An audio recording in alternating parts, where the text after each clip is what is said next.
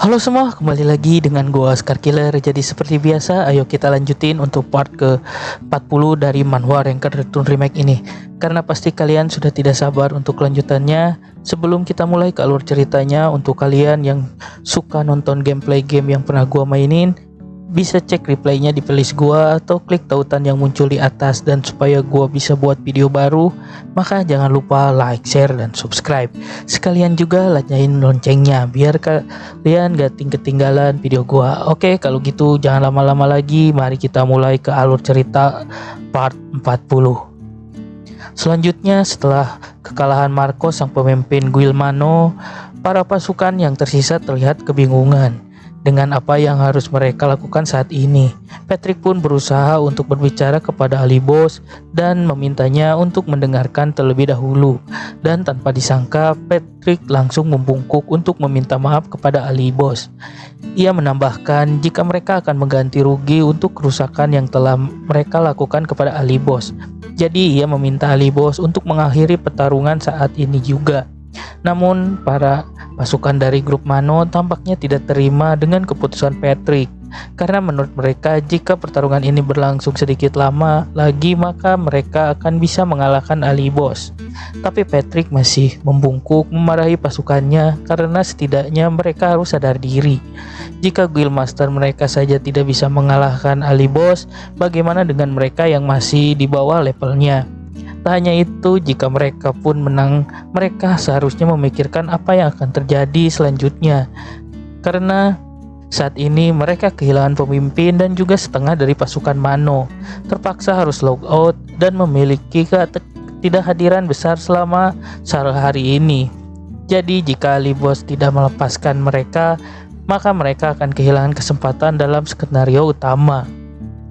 Melihat kebijaksanaan Patrick, Ali Boss pun mengakui jika Patrick lah yang membangun Guild Mano, seperti perkataan orang-orang.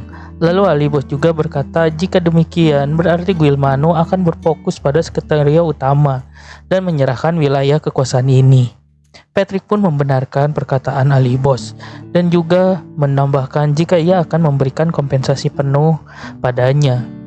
Tak butuh waktu lama, Ali Boss langsung menyetujuinya. Karena pada dasarnya ia memang tak suka bertarung dan juga niat awalnya hanya untuk mendatangi Kunto Flatau malah menguntungkan dirinya.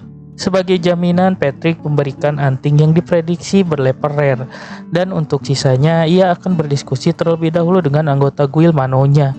Dan sebelum pergi, Patrick berkata jika walaupun mereka adalah musuh, namun dia mengakui kekuatan Ali Boss dan mengucapkan terima kasih atas kemurahan hatinya Ali Boss.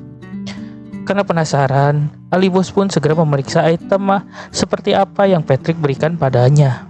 Para penonton pun menebak jika itu hanyalah sekelas rare atau mungkin bisa di bawahnya, seperti common atau uncommon. Namun tanpa disangka, anting yang diberikan Patrick mempunyai tingkat unik, yakni Spirit of the Forest.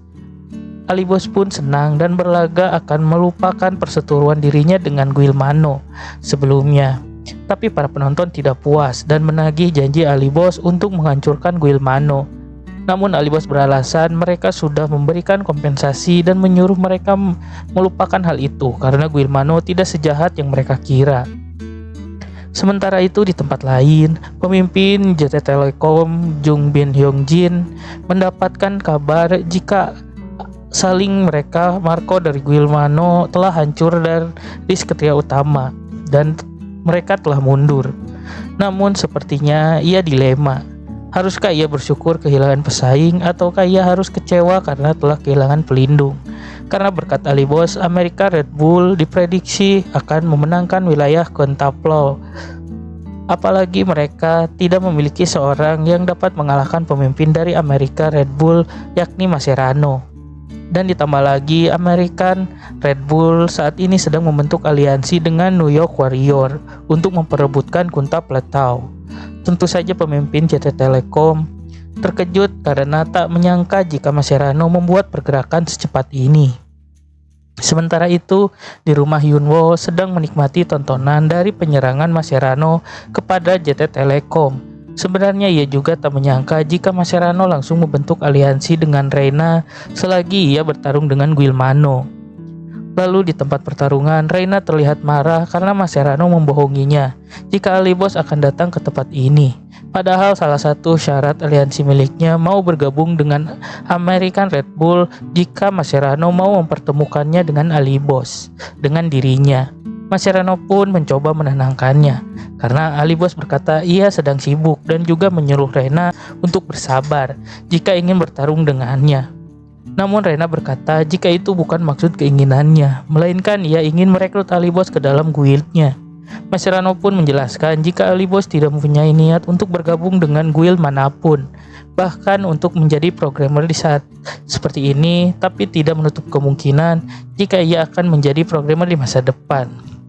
Reina pun tak percaya, karena dengan kemampuannya yang luar biasa seperti itu ia menolak bergabung. Mas Serrano meyakinkan karena ia sendiri yang mendengar saat pertarungan King of Master Combat saat itu.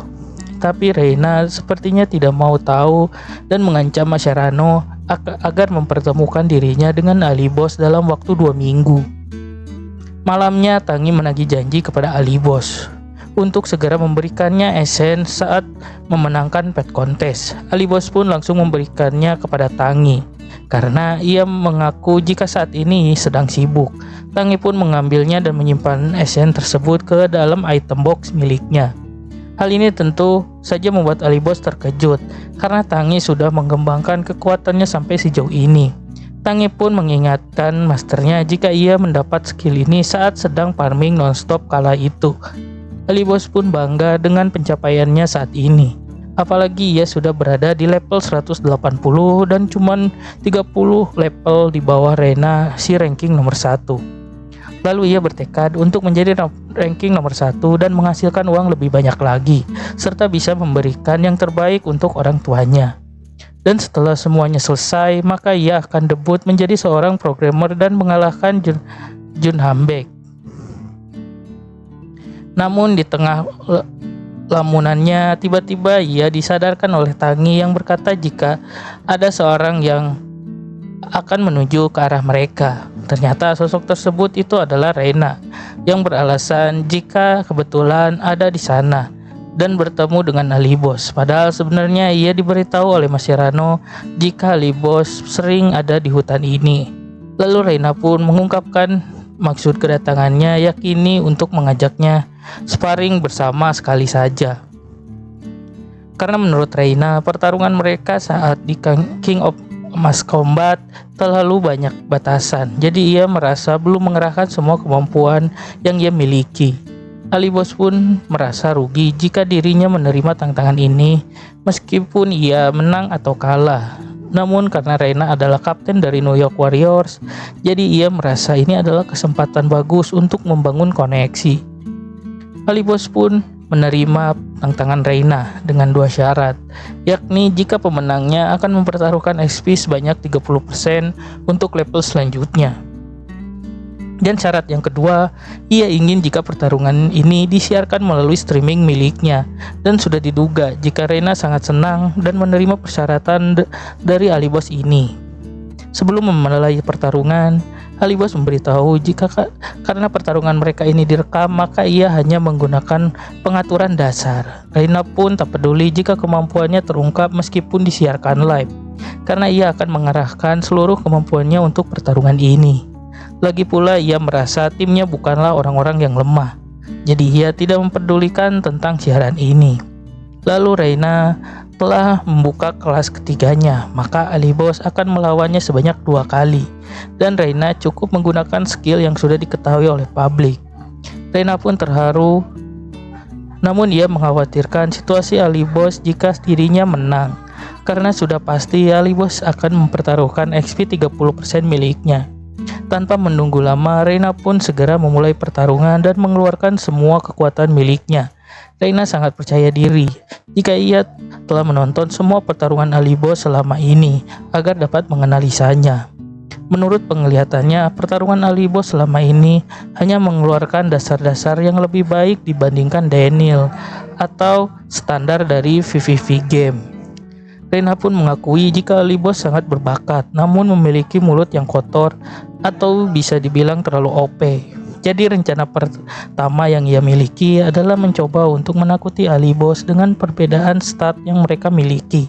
Reina lalu mengawali serangan pertamanya dengan mengenuskan pedang ke arah Ali Boss. Namun Ali Boss dapat menghempaskannya dan membuat Reina terkejut karena bisa kalah dalam adu kekuatan. Rupanya Reina melewatkan sesuatu. Ia lupa jika dari pertarungan sebelumnya kekuatan Hyunwoo terus bertambah. Alhasil dengan statnya saat ini Hyunwoo tidak akan terganggu bahkan meski ia harus melawan seorang ranker seperti dirinya. Mereka pun terus bertarung. Ali Boss pun merasa ia semakin mudah mengimbangi kekuatan Reina karena stat mereka kini tidak jauh berbeda, dan sebenarnya Ali Boss tidak terlalu memperdulikan kemenangan dalam pertarungan ini karena yang ia inginkan adalah membuat video semenarik mungkin dari seorang ranker terkenal. Jadi ia akan memancing Reina untuk mengeluarkan seluruh skillnya agar dapat memuaskan penonton. Ali Boss langsung memprovokasi kekuatan Reina dengan meremehkan New York Warrior dan nasib guild mereka ke depannya. Tentu saja Reina marah dan langsung mengeluarkan Ice Barrier miliknya dan kekuatan penuh ke arah Ali Boss. Namun Reina sepertinya masih berusaha untuk tetap tenang dan tidak terprovokasi oleh perkataan Ali Boss. Tapi karena mukanya Ali Boss yang sangat menjengkelkan, Reina pun tidak bisa menahan lagi rasa frustasinya dan mengeluarkan skill kelas keduanya, yakni Ice Boom, yang meledakkan seluruh es yang ada di sekitarnya. Kekuatan Reina sangat luar biasa karena mampu mengendalikan seluruh es yang ada di sekitarnya dan mengubahnya menjadi Ice Expression. Tapi karena Ali Boss masih bertahan, Reina terus menyerangnya dan kali ini ia mengeluarkan Ice Clone untuk membelah dirinya menjadi beberapa clone untuk mengenai Ali Boss. Namun sepertinya Reina salah karena tanpa ia sadari skill Ali Boss kini sudah di luar batas dan seketika ia sudah ditawan oleh pedang Ali Boss dari belakang. Reina pun mengerti hal ini sama dengan saat pertarungan bersama Marco. Reina lalu mengakui kekuatan Ali Boss yang kini sudah melebihi dirinya dan mengakui kekalahannya. Dengan ini Ali Boss pun memenangkan duel dan menerima banyak XP. Namun setelah pertarungan ini selesai, sepertinya Reina ingin mencoba beberapa skill kelas ketiganya kepada Hyunwoo di ronde kedua ini. Dan dalam waktu sekejap, equipment Reina yang dimiliki berubah dan mengeluarkan efek luar biasa karena skill kelas ketiga yang ia miliki. Hal ini sepertinya membuat Ali Boss sedikit panik karena belum tahu nasib apa yang akan terjadi padanya selanjutnya. Oke Manwanes, untuk part ke-40 kali ini sudah selesai. Jika kalian ingin menonton alur cerita berikutnya, silahkan share, like, dan subscribe channel ini. Nyalain loncengnya juga dan bantu channel ini agar bisa berkembang dan memberikan alur cerita komik manhwa lainnya.